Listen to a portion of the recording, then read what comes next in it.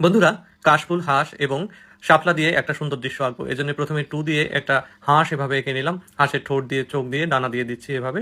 এবার উল্টা করে আর একটা টু দিয়ে দিব। তার সঙ্গেও এইভাবে বাঁকা লাইন সংযুক্ত করে আর একটা হাঁস এঁকে ফেললাম। ঠোঁট, চোখ এবং ডানা দিয়ে দিচ্ছি। এবার এঁকে দিব কতগুলো কাশফুল। এভাবে কাশফুলের ফুলগুলো মূলত এঁকে একটা লাইনে আমি সংযুক্ত করে রাখবো, কারণ এর পাতাগুলো আমি রং দিয়ে দিব। এবার ইউ দিয়ে একটা শাপলা এঁকে দিচ্ছি। শাপলার পাতাও এঁকে দিলাম। দূরে কতগুলো শাপলা ছোট ছোট করে এঁকে দিব। এরপরে ফাঁকা জায়গায় আমি রং দিয়ে আরো একটু কাজ করব। এবার একটা ঘর দিয়ে দিচ্ছি এভাবে ছোট্ট করে একটা ঘর, দূরের ঘর, ঘরের দরজা জানালা দিয়ে দিলাম এবং দূরে একটা লাইন দিয়ে দিচ্ছি। সেই লাইনের সামনে দিয়ে এরকম কিছু স্থলভাগের জমি থাকবে এবং দূরে কিছু গাছপালা থাকবে।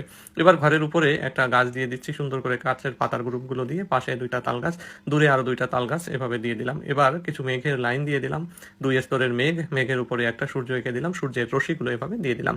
এবার আকাশে কিছু পাখি দিয়ে ড্রয়িং শেষ করে এবার রং করা শুরু করলাম। দেখুন, সবুজ এবং কাশফুলের মধ্যে যেখানে যেখানে যে রং প্রয়োজন সেখানে দিয়ে আকাশটাকে নীল করে শেষ করলাম। কেমন লাগলো আপনাদের জানাবেন।